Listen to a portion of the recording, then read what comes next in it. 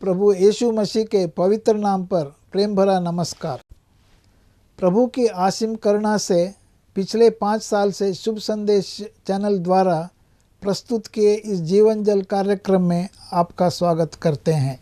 यह कार्यक्रम बहुत प्रियजनों के जीवन में प्रभु यीशु मसीह पर विश्वास करके उद्धार पाने और मसीह जीवन के लिए एक आशीष का कारण हो गया है। प्रभु की महिमा हो। परमेश्वर का वचन कहता है, क्या ही धन्य है हर एक जो यहोवा का भय मानता है और उसके मार्गों पर चलता है। यही इस जीवन जल कार्यक्रम का उद्देश्य है कि आप अपने परिवार के साथ परमेश्वर के वचन में सच्चाई का मार्ग एवं प्रभु यीशु मसीह पर विश्वास के द्वारा सच्चाई का जीवन अनुभव कर सके। आपके और आपके परिवार का उद्धार और आशीष का कारण ठहरे, यही हमारी प्रार्थना है। इस कार्यक्रम का लाभ उठाते हुए आप इस विषय में जरूर अपने पड़ोसी और प्रियजनों के सूचित करें। साथ ही करस्पॉन्डेंट के माध्यम द्वारा मराठी, हिंदी और अंग्रेजी भाषा में बाइबल का अध्ययन भी कर सकते हैं। प्रभु का वचन सुने और आशीष पाए। आमीन। जीवन जल कार्यक्रम देखने वाले सभी दर्शकों को जगत के उद्धारकर्ता प्रभु यीशु मसीह के पवित्र नाम में नमस्कार। यूहन्ना अध्याय 7 और पद 37 में पवित्र शास्त्र वचन में ऐसा लिखा हुआ है, यीशु ने लोगों को पुकार कर कहा, यदि कोई प्यासा हो तो वह मेरे पास आकर पिए।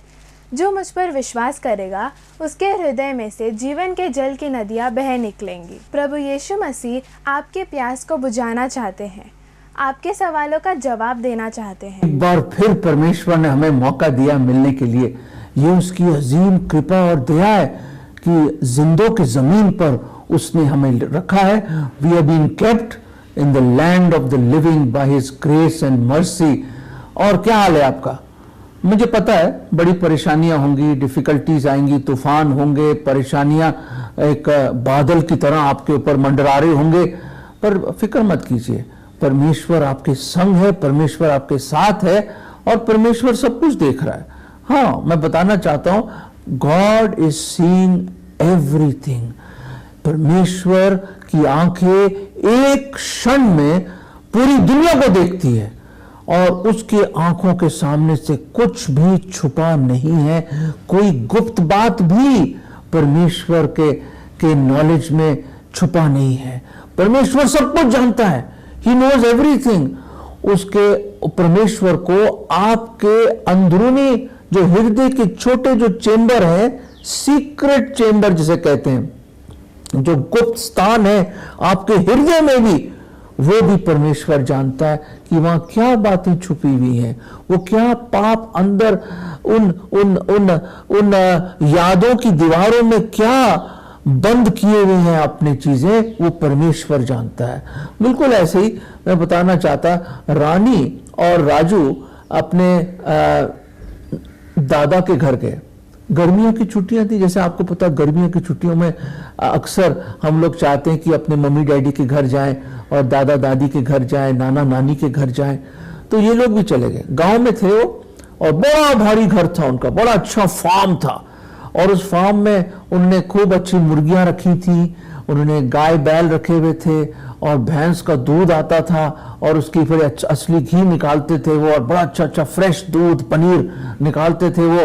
और वहां पे आगे जाके देखते हैं तो वहां खेत भी है, बड़े अच्छे अच्छे खेत, बड़े अच्छे अच्छे फूल लगाए हुए हैं, ट्यूलिप्स लगाए हुए उन्होंने, वहां पे गुलाब लगाए हुए हैं। तो बच्चों को बड़ा मजा आता था, खूब खेलते थे। 1 मिनट ऐसे गुजर जाता था पता ही नहीं चलता था। और रानी और राजू वेट करते थे कि कब छुट्टियां होंगी, कब हम जाएंगे दादा के घर। और मेरे अजीजों, यही हुआ कि ये गर्मियों की छुट्टियों में भी ये लोग पहुंच गए वहां पे और खूब मजा आया, खूब खेले हो, क्योंकि गांव के बच्चे भी जुड़ जाते थे। कभी क्रिकेट चल रही है, कभी लूडो चल रहा है, कभी कैरम चल रहा है और कभी कोई पकड़न पकड़ाई, चोर सपाई, सब तरह की गेम चलती है। मजा आ गया था। एक खास तौर से ऐसी गेम थी जिसको कह रहे हैं गिल्ली डंडा। भूल गए आप? हाँ, गिल्ली डंडा खेलते हैं, सब तरह की चीजें खेलते हैं। शायद हमारे जो बच्चे हैं ये पुराने खेलों को शायद भूल गए हैं पर हम तो उसी से बड़े हुए हैं। और मुझे याद है जब मैं ये बोल रहा हूं, आपके चेहरे पे एक मुस्कुराहट आ रही है कि हाँ अरे यार पिट्ठू भी खेला करते थे हम, और खूब लगती थी पीछे बॉल हमें, और भागते थे हम धमाके। और हाँ गिल्ली डंडा यार कमाल है, ऐसे खुद छीलते थे उसको गिल्ली को और फिर दबा के मारते थे हम, इधर उधर जाते थे और फिर कहीं किसी को लग जाती थी भागते थे हम दबा के। ऐसे ही हुआ दोस्तों कि दादा ने कुछ बतखों को भी रखा हुआ था, डक्स को, और वो डक्स को बड़े अच्छे एक छोटा सा एक तालाब बनाया हुआ था, वहां पे बड़े मजे से ये लोग घुमा करते थे। और वहां पे बहुत अच्छे खूबसूरत सफेद रंग के बतखें थी वहां पे, और राजू को बहुत पसंद था, बड़ा समय उनके साथ बिताता था। पर एक दिन क्या हुआ कि गिल्ली डंडा खेलते हुए जोर से गिल्ली को मारा, ठंग करके मारा उसने, और वो जाके वो जो गिल्ली एक छोटे बतख के बच्चे को जाके लगी और एकदम वो बतख मर जाता है। और वो लोग आए, दोस्त आए, अरे अब क्या होगा, अब क्या होगा, इधर उधर देखा, यहाँ देखा वहां देखा, पर ये भूल गए कि ऊपर नहीं देखा उन्होंने कि कौन देख रहा है, परमेश्वर तो देख ही रहा है। इसलिए एक उसके जमीर ने उसको काटा और वो परेशान हो गया। उसने कहा एक चीज अच्छी बात है कि कोई मुझे देख नहीं रहा। अपने दोस्तों को हाथ जोड़ के बोला भाई किसी को बताना मत। उन्होंने वही गड्ढा खोदा पास के एक पेड़ के पास और उस बतख के बच्चे को वहां पे दबा दिया। और याद रखें दादा हर एक चीज का हिसाब रखते थे कि मेरे पास भाई 39 मुर्गियां हैं, मेरे पास कितनी भैंसें हैं, कितनी बकरियां हैं और कितनी बतखें हैं। हर एक चीज का हिसाब दादा रखता था। और उनको यह डर था कि हमारे बुजुर्ग दादाजी जो बड़े प्रिय हैं कि उनको पता न चल जाए कि एक बतख मिसिंग है।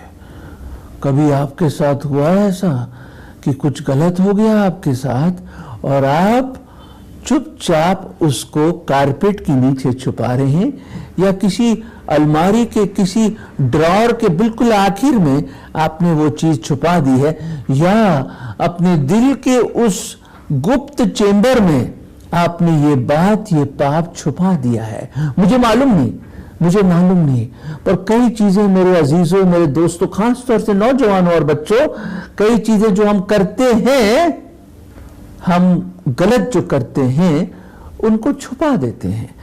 और राजू हमारा बिल्कुल हमारे जैसा, उससे ये गलती हुई, अनजान हुई, नो डाउट अनजान में हुआ ये, और उसने बिल्कुल इंटेंशनल नहीं था, पर वो लग गई उस बतख को और वो बतख उसी वक्त मर गई क्योंकि गिल्ली बड़ी शार्प होती है आपको पता है, और फट करके उसके सर पे लगी वो जोर से। दोस्तों छुपा दिया, दफना दिया। पर क्या पाप को आप दफना सकते हैं? क्या गुनाह को आप दफना सकते हैं? नहीं दोस्तों, नहीं। गुनाह को कोई दफना नहीं सकता, पाप को कोई दबा नहीं सकता। एक है जो सिर्फ उसको मिटा सकता है, धो सकता है, हटा सकता है, भुला सकता है, वो सिर्फ खुदा है दोस्तों। पर हुआ ये कि हैरानी की बात है जब हम सोचते हैं, और ये भी आपने देखा होगा कि बड़े से बड़ा चोर कोई ना कोई सबूत छोड़ देता है, बड़े से बड़ा उस्ताद या चोर भी क्यों ना हो, कोई ना कोई छोटा सा एक चीज छूट जाती है और एक सबूत छूट जाता है जहां पुलिस पकड़ लेती है। पता नहीं अक्सर ऐसे ही होता है। और वही हुआ कि रानी ने उसको ऊपर से देख लिया। रानी गई थी कपड़े सुखाने के लिए, उसकी बड़ी बहन, और उसने ऊपर से देख लिया कि क्या माजरा है, ये क्या कर रहा है राजू, और कैसे वो बतख मर गई है और कहां उसको दफनाया, ऊपर से कौन देख रहा है, छुप के रानी देख रही है क्योंकि कपड़े सुखाने गई थी वहां पे वो। और फिर उसके बाद मेरे अजीजों, मेरे दोस्तों, मेरे दर्शकों, फिर जो परेड हुई राजू की। क्यों, कैसे? क्योंकि रानी उसको सब तरह का काम करवाने लगी। अरे मेरा जूते पॉलिश कर दे, अरे मेरा ये कपड़े प्रेस करने के लिए दे दे, अरे ये कपड़े धोने ले जा, कपड़े सुखाने ले जा, अरे दादाजी के लिए ये लिया, अच्छा दूध लेके लिया, अरे ऐसा कर, ये कर ले, वो कर ले। अरे सुबह से लेके शाम तक उसको गुलाम बना दिया। He became a slave to his sister. वो पाप का गुलाम तो था ही, और एक बड़ा भारी गिल्ट, एक उसके अंदर इतना बड़ा बोझ कि मैंने गुनाह पाप किया और उसको छुपा दिया, उसको लेकर, उस बोझे को लेकर गुलाम बन गया। रानी हर है गिलास पानी लेके आ। राजू जब वो गुस्सा करे, मैं नहीं लाऊंगा, नहीं लाएगा, बटक पटक पटक पटक पटक, अच्छा ले आता हूं, ले आता हूं। हर एक चीज में एक इशारा करती थी उसके पाप की तरफ, उसके गुनाह की तरफ। और बेचारा राजू सब कुछ कर रहा है, झाड़ू लगा रहा है, पोछा लगा रहा है, जो बोल रहे हैं बेचारा कर रहा है, मुर्गियों को चारा लगा रहा है, दाना दे के आ रहा है, सब तरह का दूध की बाल्टी उठा के ला रहा है, सब तरह का भैंस को साफ कर रहा है, और वरेंडे में सफाई कर रहा है। जहां देखो बेचारा लगा हुआ पूरी तरह, दादाजी की मदद कर रहा है, सबकी मदद कर रहा है, सब्जी काटने में मदद कर रहा है। वो तो परेशान हो गया, मतलब वो मैं कह रहा हूं उसके 10-15 दिन ऐसे निकले कि वो सोच रहा मैं तो नौकर हो गया, नौकर। वो कहता मैं कब निकलूं इसमें से, और उसकी बहन को खूब मजा आ रहा है। एक शाम की बात है जब रानी ने उसको बोला, है राजू इधर आ। क्या बात है दीदी, क्या बात है, इधर आ तो सही, तू देख मेरे पैर बहुत दुख रहे हैं, मेरे पैर दबा दे। राजू ने बोला नहीं मैं नहीं दबाऊंगा। राजू पैर दबा दे। नहीं दबाऊंगा। अच्छा नहीं दबाएगा, बता दो, दादा को बता दो। क्या क्या बताएगी तू, क्या बताएगी? वो कहता वही quack quack quack quack quack quack quack quack quack. Raju ने कहा अच्छा मैं आ रहा हूं, मैं आ रहा हूं। उसके पैर दबाने लगा। पर उस दिन रात को उसने निर्णय कर लिया, उसने कहा अब बर्दाश्त नहीं होगा मुझसे, बहुत हो गया, बहुत गुलामी कर ली, बहुत गुलामी कर ली, मैं नौकर बन गया हूं। तो क्या करता है वो, तो चुपचाप जब रानी सो जाती है तो चुपचाप नीचे उतरता है, देखता है कि दादाजी बाइबल पढ़ रहे हैं अकेले, एक लैंप जल रहा है, और वो नीचे आता है और चुपचाप दादाजी के पीछे जाता है और कहता है दादाजी मैं आपको कुछ बताना चाहता हूं। तो दादाजी मुड़ते हैं उसकी तरफ, और दादाजी ने अपना चश्मा यूं रखा हुआ होता है, और चश्मा उतारते हैं और उसको कहते हैं क्यों राजू, क्या हुआ, बड़ा परेशान है, इतनी रात हो गई तू सोया नहीं है? तो उसने कहा दादाजी, उसके आंखों से मोटे मोटे आंसू बहने लग गए, और उसने कहा दादाजी मुझे माफ कर दीजिए, मैंने एक बतख आपकी मार दी गिल्ली डंडा खेलते हुए। तो दादा ने कहा, दादा के चेहरे पे गुस्सा नहीं, एक बड़ी खूबसूरत बहुत प्यारी मुस्कुराहट आती है, और ऐसे मुस्कुराते हुए उसके आंसू पोंछते हैं वो, और कहते हैं राजू, ए राजू, तुझे पता है जब ये हादसा हुआ मैं भी नीचे खिड़की पे देख रहा था, खिड़की से देख रहा था मैं, और मैंने सब कुछ देखा है, सब कुछ देखा, और मैं ये भी देख रहा हूं कि रानी कैसे तेरे से गुलामी करवा रही है, क्योंकि बाइबल में लिखा है हम पाप के गुलाम हैं, और शैतान हमें गुलामी कराता है। शैतान ये बताता है कि तू गुनहगार है, तू पापी है, तुम्हारे हर एक गुनाह को याद दिलवाता है वो। उसने कहा राजू को, दादा ने, हे राजू, मैं उस दिन से, उस सुबह से, उस दिन से मैं इंतजार कर रहा हूं, मैं इंतजार कर रहा हूं कि तू कब आएगा मेरे पास, और कब तू अंगीकार करेगा, कन्फेस करेगा, और मैं कब तुझे गले लगाऊंगा, और मैं कब तुझे क्षमा करूंगा। ओ मेरे अजीजों, उस दिन राजू के चेहरे पे इतनी खुशी हुई, और दादाजी ने अपने आगोश में उसको ले लिया, गले लगा लिया और उसको चूमा। उसने कहा राजू मत डर, मत डर, मत गुलामी कर, तू पहले क्यों नहीं आया मेरे पास? मैंने तो सब कुछ देखा है, मुझे पता है कौन मरा है, मुझे पता है तुम्हें कहां दफनाया है, मुझे पता है तू रानी तुझे सब काम करवा रही है, और तू कर रहा है, और तुझे सिर्फ मेरे पास आना था, सिर्फ अंगीकार करना था, और सिर्फ मुझसे क्षमा मांगनी थी। मैंने तो पहले उसी दिन तुझे क्षमा कर दिया, मैं जानता हूं तूने जान के ये नहीं किया, मुझे मालूम है राजू, मुझे मालूम है तू मुझसे बहुत प्यार करता है और मैं भी तुझे बहुत ज्यादा प्यार करता हूं।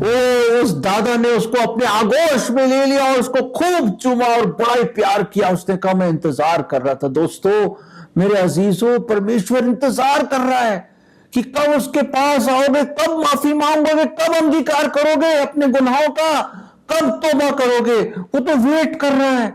सलीब पर 2021 साल पहले आपके गुनाहों का हर एक बोझ, हर एक सजा, all the penalty of your sin he took on the cross upon himself। वो मारा गया, गाड़ा गया, तीसरे दिन जी उठा। वो जीवत परमेश्वर है और उस दादा की तरह वेट कर रहा है कि कब आप लौट के आओगे, कब उसके पास आओगे। बिल्कुल वैसे ही जैसे वो पिता, याद है वो भगोड़ा लड़का, प्रोडिगल सन, जब वो उसने अपने सोचा कि मैं पिता के पास जाऊंगा, क्षमा मांगूंगा, उसके पैरों में गिर जाऊंगा, बोलूंगा मैं खुदा के सामने, आपके सामने मैंने गुनाह किया, मुझे एक नौकर की तरह रख ले और मुझे अपना ले। जब उसने ये सोचा वो गया, लौट के गया। और बाइबल में क्या लिखा है, लूका का 15वां अध्याय हम सब जानते हैं, पर मैं प्लीज आपके सामने पढ़ना चाहता हूं। 20वां पद, लूक 15:20 में लिखा है, तब वो उठकर अपने पिता के पास चला। ओ यही तो मैं चाहता हूं, कन्फेस करो, तौबा करो, टर्निंग पॉइंट हो आपकी लाइफ में, मोड़ हो, दैट टर्निंग पॉइंट कि आप सोचो कि कहां बैठे हैं आप, किस गंदगी में बैठे हो, किन पापों की दलदल में फंसे हो आप। उस छोटे लड़के ने, उस भगोड़े लड़के ने याद किया, अपने पिता को याद किया। वो जैसे राजू ने अपने दादा को याद किया कि मैं जाता हूं दादा के पास, बहुत हो गया। अरे दोस्तों बहुत हो गया।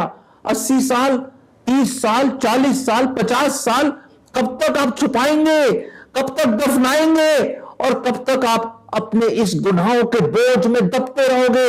ये देखिए क्या करा उस छोटे बच्चे लड़के ने, भगोड़े लड़के ने। और यहां लिखा, जब वो उठ के चला, वो अभी दूर ही था तो उसके पिता ने उसको देखकर तरस खाया। ओ प्रेज द लॉर्ड। जब वो दूर ही था, हम दूर निकल गए, भेड़ों की नाई दूर हो गए। खुदा के कलाम में लिखा, भटक गए हम लोग, हम बहुत दूर हो गए उससे, बहुत दूर। शायद आज कोई मेरी आवाज सुन रहा है, वो खुदा की आवाज आप सुनिए कि वो कह रहा है अगर हम बहुत दूर भी क्यों ना जाए, फिर भी वो हमें देख रहा है, फिर भी अपने स्वर्गीय झरोकों से हमें देख रहा है, हमारे हृदयों को जानता है, वो टटोलता है हमारे हृदयों को और हम पे तरस खाता है, हमें मोहब्बत करता है, प्यार करता है और उस मोहब्बत भरी आंखों से हमें देख रहा है कि कब हम लौट कर आएंगे। वो पिता रोज इंतजार करता कि कब मेरा बेटा लौटेगा। और जब उसने दूर ही देखा, उसने देखा, देखने का मतलब वो वेट कर रहा था, वेट बड़ी शिद्दत से इंतजार कर रहा था, वो बड़ी लालसा से इंतजार कर रहा था कब लौट के आएगा, वो कब लौट के आएगा, कब लौट के आएगा। आज भी परमेश्वर वेट कर रहा है कि आप कब लौट कर आए, कब आए उसके हुजूरी में, कब आप अंगीकार करें, कब बोले उसके चरणों में गिर के उस भगोड़े लड़के की तरह, ओ मैंने आप खुदा और आपके सामने गुनाह किया है। क्या बोलना चाहोगे आप? और फिर देखो क्या हुआ, फिर देखो क्या हुआ। उस पर तरस खाया, वो दौड़ा, वो बूढ़ा बुजुर्ग पिता दौड़ा और उसको गले लगा लिया और बहुत चूमा। ही स्मॉदर्ड हिम विद किसेस, उसको अपने आगोश में ले लिया, जैसे दादा ने राजू को अपने आगोश में ले लिया। ओ मेरे अजीजों, वो खुदा प्रेमी परमेश्वर है, वो दयालु परमेश्वर है, वो सच्चा खुदा है। वो चाहता कि आप लौट कर आए उसके पास, एक नजर तो मोड़ लो, लौट जाइए। कोई पुकार रहा है तुम्हें, सलीब, आपको सलीब से कोई पुकार रहा है, वो हमारा मसीहा है। उसने कहा है पिता इनको क्षमा कर, वो नहीं जानते वो क्या करते। और वो हमारे लिए मारा गया, अपना लहू बहाया, उसको दफन कर दिया जैसे मैंने बताया, पर तीसरे दिन जिंदा हुआ। और एक और आयत मैं आपके सामने लाना चाहता हूं, बहुत खूबसूरत आयत है। ये लिखा है साम 86 86 भजन में, भजन संहिता 86 उसके 5वें पद, साम 86 और 5 में यूं लिखा है वर्स 5 में, क्योंकि हे प्रभु तू भला है, O for the Lord is good. ओ मैं बता नहीं सकता, मैं आपको लफ्जों की बंदिश में इसको डाल नहीं सकता कि खुदा कितना भला है, हम कितने बुरे हैं, हम कितने पापी हैं, हम कितने गिरे हुए हैं। हम बाइबल में लिखा सर से लेके पांव तक हम नासूर हैं, इतने फोड़ों की तरह जो जिसमें से पीक निकल रही, ऐसे हमारी जिंदगी है। हमें कोई अच्छाई नहीं है, हमें हमें हमें हमें कोई धार्मिकता नहीं है। There is no one righteous, no not one. फिर भी वो स्वर्गीय पिता, वो परमेश्वर, वो हमारा प्रिय प्रभु यीशु मसीह फिर भी हम जैसे बदशक्ल बदचलन और गिरे हुए गुनहगारों से मोहब्बत करता और इंतजार करता है, माफ करने के लिए रेडी है। माफ कर, वो बहुत भला है। वो चख के देखो वो कितना भला है, विश्वास करके तो देखो कितना भला है, वो बहुत प्रेमी है। आगे देखते हैं, और क्षमा करने के लिए हरदम तैयार है। He is ready to forgive. अंग्रेजी के बाइबल में लिखा है, इंग्लिश बाइबल में, he is good and ready to forgive. वो हर दम तैयार है। आप किसी भी पहर में उसको फोन कर लो या उसको पुकारो, सुबह दोपहर शाम आधी रात, कभी भी बिस्तर के ऊपर, ऑफिस में, स्कूल में, कॉलेज में, किचन में, बाथरूम में या मेट्रो ट्रेन में, हवाई जहाज में, जहाज में, कहीं पे भी आप क्यों ना हो, अकेले हो या बड़ी भीड़ में हो, कहीं पे भी हो, उसकी ओर पुकारो। वो रेडी है, वेट कर रहा है उस दादा की तरह कि कब हम लौट के आएंगे, कब वो हमें बताएगा कि मैंने क्षमा कर दिया भाई, आपको सलीब पे क्षमा कर दिया, मैं तो वेट कर रहा हूं कब लौट के आओगे। He is ready to forgive, ever ready to forgive. आइए तो सही उसके पास, वो वेट कर रहा है। वो दादा ने यही तो बोला राजू को, मैं तो उस फर्स्ट डे से वेट कर रहा हूं, तो कब आएगा मेरे पास, जब से तेरे से गलती हुई, कब आएगा तू। फिर आगे हम देखते हैं और लिखा है, और यहां पे लिखा है, और जितने मुझे पुकारते हैं उन सबों के लिए तू अति करुणामय है। ओ करुणा से भरा हुआ हमारा परमेश्वर है, जो भी उसको पुकारता है। अति, ही इज एक्सीडिंग मतलब उसकी कोई लिमिट नहीं, उसकी करुणा की, उसकी दया गुडनेस की कोई लिमिट नहीं है, कोई लिमिट नहीं। ओ आ जाओ उस सैलाब में, उसकी मोहब्बत और प्रेम और शांति और अनुग्रह की सैलाब में डूब जाओ। आज आ जाओ पश्चाताप की एक छोटी नाव लेके, चप्पू चला के आ जाओ उसकी हजूरी में, उस सैलाब में आ जाओ, वो बह जाओगे उसके प्यार में, उसकी मोहब्बत में। दोस्तों, वो वेट कर रहा है, प्लीज पुकारो उसकी ओर। वो बहुत भला है, he is very good, he is very good और he is ready to forgive. वो हर दम, हर वक्त, हर क्षण, हर दिल की धड़कन से के साथ वो इंतजार कर रहा है कि आ जाओ उसके पास, वो माफ करेगा। यही बोलना है आपको, हे पिता, हे प्रभु यीशु, मैं आता हूं तेरे पास, just as I am I come to you Lord. जैसा मैं हूं मैं तेरे पास आता हूं, हर गुनाह को लेके अंगीकार करता हूं। प्रभु, मैं पापी हूं, गुनहगार हूं, मुझे माफ कर दो। मैं विश्वास करता हूं कि आप मेरे गुनाहों के लिए सलीब पर मारे गए, आपको दफनाया गया, तीसरे दिन जी उठे और जीवित ही स्वर्ग में गए, और आप दोबारा आएंगे। प्रभु, मेरे दिल में आ जाओ, मुझे अपने आगोश में ले लो, मुझे गले लगा लो, मैं वो बेरोड़ा हूं प्रभु, मुझे उठा लीजिए प्रभु, और मेरे दिल में आ जाओ। आज से मैं आपको अपना उद्धार करता, प्रभु मुक्तिदाता करके ग्रहण करता हूं। प्रभु जी, मुझे बचा लो। ये विश्वास की प्रार्थना मैं प्रभु यीशु मसीह के नाम में मांगता हूं, आमीन। दोस्तों, अगर ये प्रार्थना आपने करी है तो एहसास करो कि आज वो स्वर्गीय पिता, हमारे प्रभु यीशु मसीह ने आपको गले लगा लिया है और वो आपको चूम रहा है, और आप उसके फैमिली और उसके राज्य में शामिल हो गए। Hallelujah, praise the Lord. अगर परमेश्वर ने इन वचनों के द्वारा आपसे बातें किया है और आप इस विषय पर अधिक जानकारी प्राप्त करना चाहते हैं या किसी प्रार्थना के विषय को बांटना चाहते हैं, तो निसंदेह हमसे संपर्क करें। हमारा पता Jeevan Jal Nav Bhavna building, 422 SVS road, post box number 19161, Prabhadevi, Mumbai 400025। प्रार्थना एवं मुफ्त बाइबल करेस्पॉन्डेंस कोर्स के लिए हमें संपर्क करें और अपना नाम और पूरा पता हमें SMS करें। Mobile number 7710065115। Email ID gospelbroadcast@yahoo.com। Web address www.lwgb.org। YouTube address जीवन जल TV @YouTube। जीवन जल कार्यक्रम को हर सोमवार शाम 6:30 बजे, बुधवार शाम 6:30 बजे, शनिवार रात 9 बजे इसी चैनल पर देख सकते हैं। धन्यवाद।